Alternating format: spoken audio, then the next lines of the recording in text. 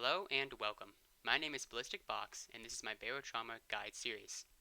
This is the first video in the series that's aimed at trying to give you some basic knowledge of almost everything in Barotrauma. But first, you have to start somewhere. In this video, we will be going over the basics of Barotrauma. This is stuff like classes, subs, missions, and using and locating things on your sub. When you first join or start a campaign in Barotrauma, you get to pick a ship. Then you'll be thrown right into the game as a captain of the ship. However, if you join a game or decide to play with your friends, you'll get the option to choose which class you want to play as. There's already a built-in training section in the game, but if you're not sure which class to play as or didn't play through the training sections, you can always play as an assistant. Assistants have a little bit of skill in doing everything in the game, and gain skills 25% faster, allowing you to more easily become something of a jack of all trades, at the expense of having nothing that they really excel at. If you want to choose a class that does have a specialization, then here's a quick rundown. Captains have a high helm skill. This means they can maneuver the ship easier or faster, making them the best person to pilot the ship. They also come with a decent gun skill, making it easier for them to use guns and the turrets on the ship. And lastly, their ID card gives them access to everything and every part of the ship. Mechanics have a high mechanical engineering skill, which allows them to repair mechanical things on the ship with much less chance of hurting themselves. They also have decent skills in electrical engineering too. Engineers have a high electrical engineering skill, making them the go-to person when anything electrical breaks. They can also rewire things without hurting themselves.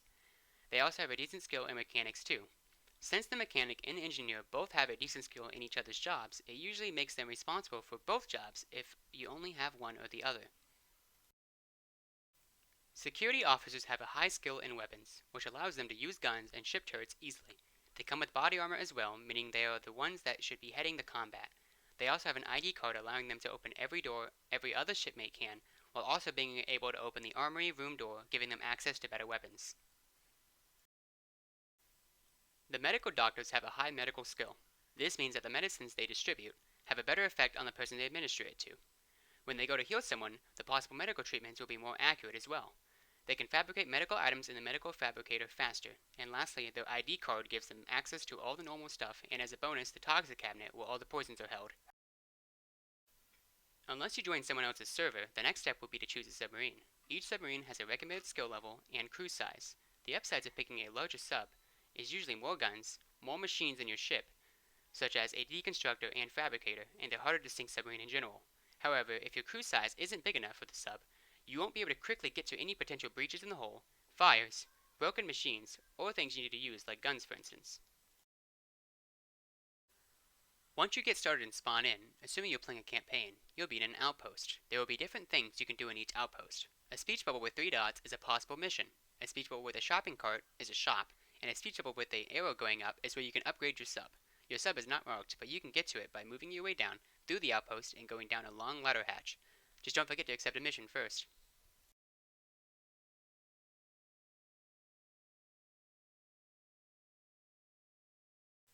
Now that you're in your ship, it's time to get acquainted with it. If you explore around a bit, you should find your navigational terminal.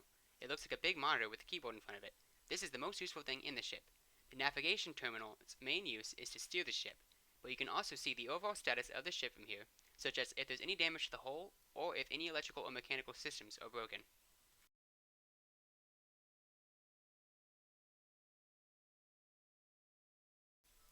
Next up is the oxygen generator. This, of course, makes all the oxygen on your ship. Also, if you use any oxygen canisters, you can put them in here to fill them back up. Make sure to keep this in good repair.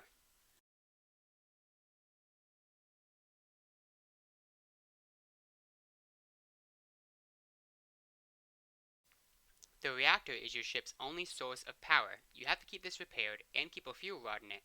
Don't put more than one fuel rod in or you risk starting a fire. Keep this powered on and make sure you keep it switched to automatic control unless you know what you're doing. The ballast tanks are important to being able to move your ship up and down. Your ship will probably have 2 of them. In each ballast tank there's a ballast pump. This pump pumps water in and out of the ship as needed to cause your ship to float or sink. You need to make sure to keep these pumps in these tanks in good condition, or else you risk plummeting down to the depths. In the ship, you will have at least one way of getting in and out. This is called the airlock. Usually it's a series of 2 doors controlled by a button. When one door opens, the other door should be closed. Usually right next to this airlock or nearby will be the diving suits and oxygen tanks. Make sure to put a suit on and grab a few extra tanks before going out.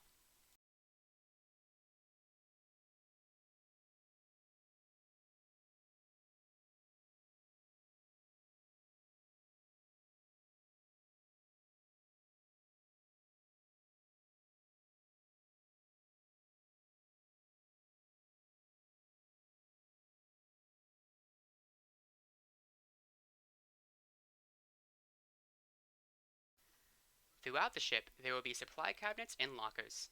In these, you will find very important items.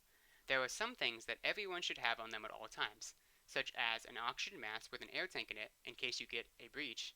If the breach is very large, you may need to go and put on a diving suit to keep yourself safe from the water pressure. A wrench and a screwdriver for fixing things. To put these in your hand, simply press the corresponding number in your hotbar. And lastly, a welding tool with a welding tank in it. This is used to repair the hole in case of a breach. Some last tips. Make sure to keep your junction boxes and engine repaired, and in the event of a fire, there should be fire extinguishers on the walls.